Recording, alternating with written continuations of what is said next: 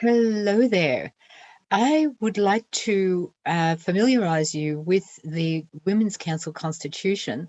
So I thought I would share my screen with you and read through the Constitution so that you can do the dishes or something and you can hear what it's all about. Okay, let me just get it up. Okay, here we go.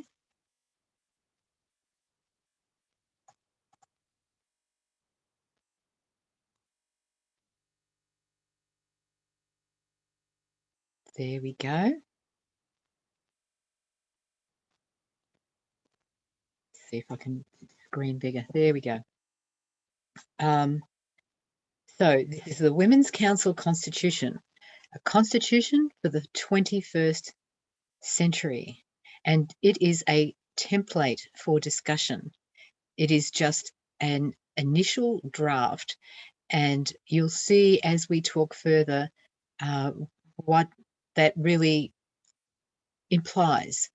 So it is just something that has been put down and that can be changed, but not the original template should not be changed. We need to have a document that keeps its integrity. Otherwise, we can't follow history. We can't do research as easily. And we've got to think about the future. We can't just think about right now, and we can't think about profits anymore. We've got to think about all of us together. And this template seeks to do that. So I'll go slow and hope you can enjoy this, because it is the vision of how we can live in the world starting right now. Not completely, but how we must familiarize ourselves with these ideas and with these practices. So here we go.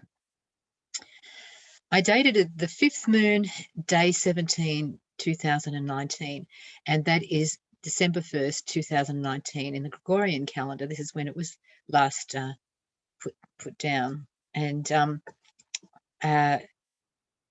this is how I suggest that we do notate the date. Actually, it can be the other way around as well. For starters, it could be with the Gregorian calendar first and the 13 moon calendar second in the parentheses. It can be done that way just to get people used to the date and, translated. The date in the 13 moon calendar is very simple. And the template, the constitutional template, recommends that we adopt the 13 moon calendar, or at least a cyclical calendar, which we can always discuss. Nobody has to make laws for anybody anymore, which is going to be delightful. Here we go with the preamble, paragraphs 1 to 15. I numbered the paragraphs so that things that want to be changed can be changed easily with good references and everything is clear. But here we go. Women were not included in making the existing patriarchal laws. Therefore, we declare that the laws are illegitimate and do not apply to women. The law was not made with the proper representation of women, who consist of more than 50% of the population throughout time and within all demographics. Below are the principles that we believe will equip humanity for living in a new paradigm of health and well-being, rather than destruction and greed. The Women's Council is dedicated to designing and recommending systems that strive to accommodate everyone, not just some. The Women's Council is open to all and welcomes all, whether in full agreement or otherwise, and of any sex.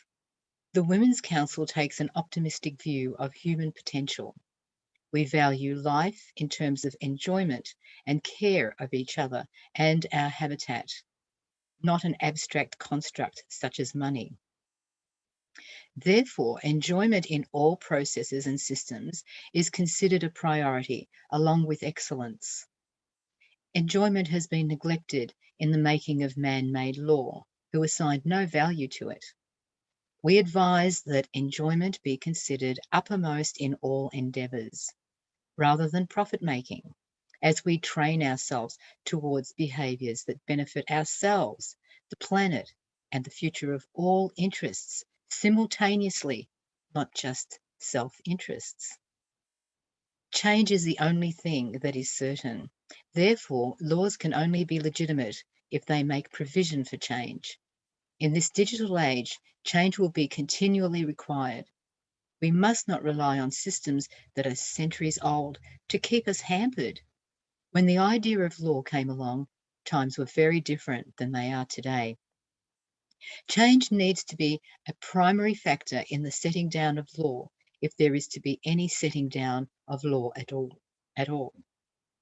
The process for change needs to be smooth and quick. However, it also needs to allow time for discussion, analysis, and reflection. Nature does this by utilizing the critical mass. Humans can do it by ensuring a high approval rate, something in the general order of 70% to 80%. The rate itself can be agreed to by a consensus. We must build the systems that convey accurate data. Time is the stuff of life. We must endeavour to make life enjoyable, for what else is the point? We must respect everyone's time as equally valuable. That means that the janitor's time is equally as valuable to him as the scientist's time is to her. Our lives are filled with procedure, much of it unnecessary. Procedure should be about ease, not more complication. Putting people first means everyone's time is valuable. Procedure must have the flexibility to cater to individual needs, not just the needs of the majority or special groups.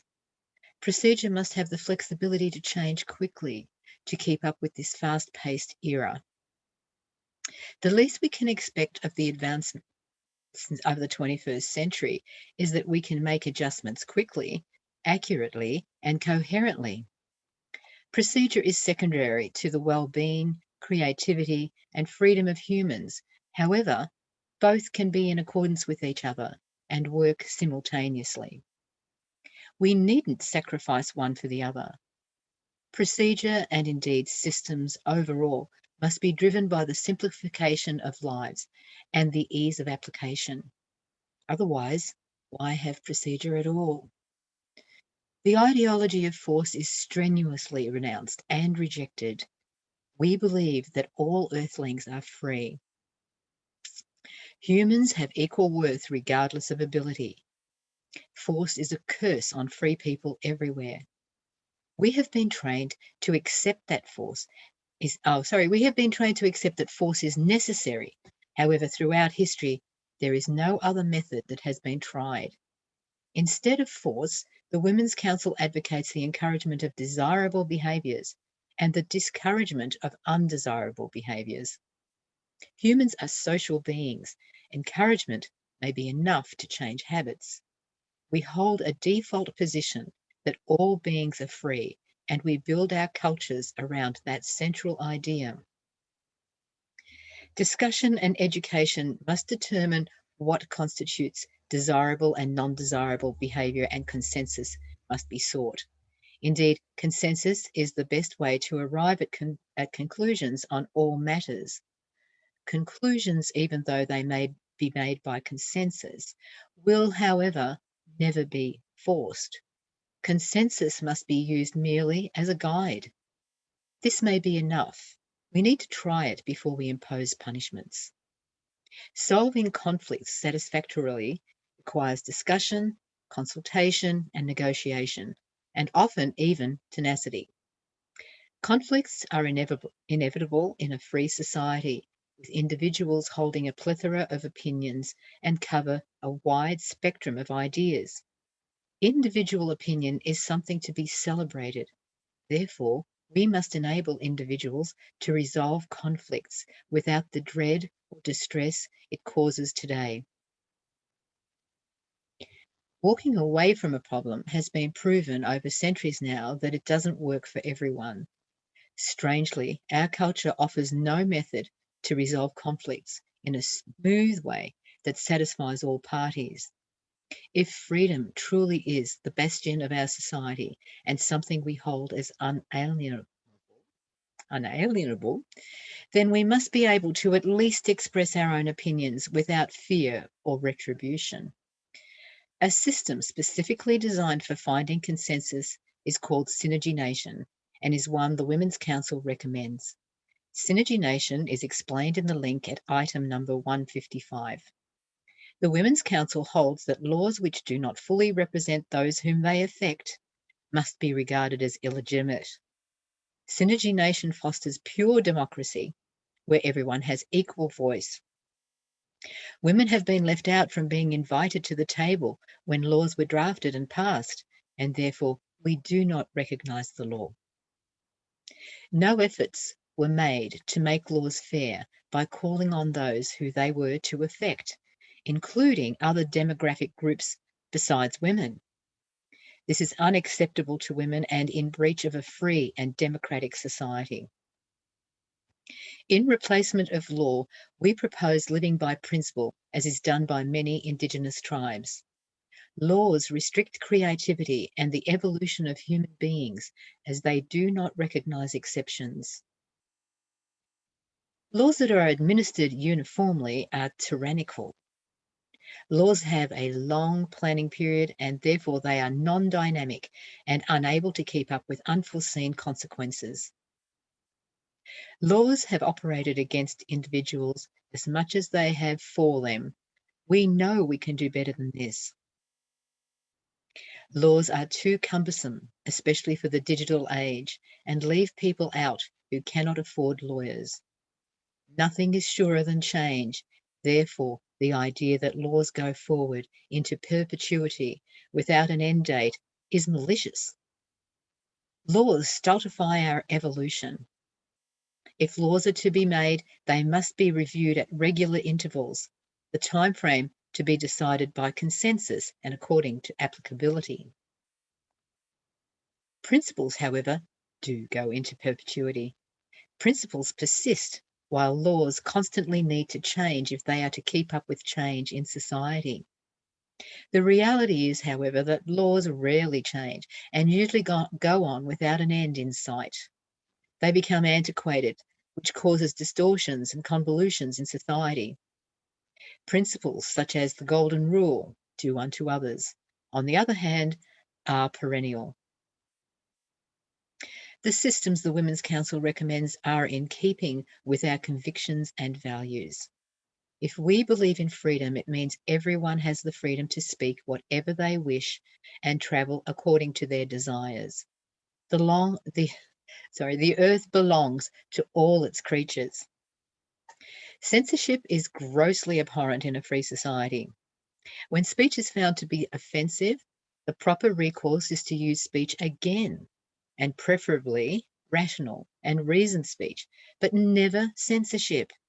Censorship reduces the data we need to make informed decisions. Discussion and debate are part of a free and thriving society. Censorship must be vigorously confronted the moment it rears its head. Censorship reinforces inequality by withholding information. We must strive to build equality-based systems in everything we do. This will put an end to class distinctions and domination. We must be free to express ourselves. No one can have automatic jurisdiction over anyone except themselves. It is the height of hubris to claim jurisdiction over others. The proliferation of life, health, and diversity must be held with the utmost sacredness. Our systems must be in harmony with these values, as in accordance with nature. Time is the stuff of life, and therefore our time and the time of others must be respected intermutually. All rights granted to ourselves we must also grant to others. To do otherwise is hypocritical and inconsistent with our foundational value of equality. We have never been free beings on this, our home planet, our home earth. Our minds need to be reprogrammed out of our enslaved mentality. A way of doing this is to uphold the maxim that everyone is equal and everyone's time is equally valuable. All our systems must be constructed to uphold this sacred ideal. We must respect that each of us is here for our own experience. Punctuating someone else's experience in order to derive a benefit for oneself can be balanced by offering a beneficial gesture to the other party. This is how we retain harmony in relationships, through reciprocity. Agreements must be made willingly and never under duress. We need to relearn how to be integrated humans. The Women's Council will begin a new epoch guided by feminine influences.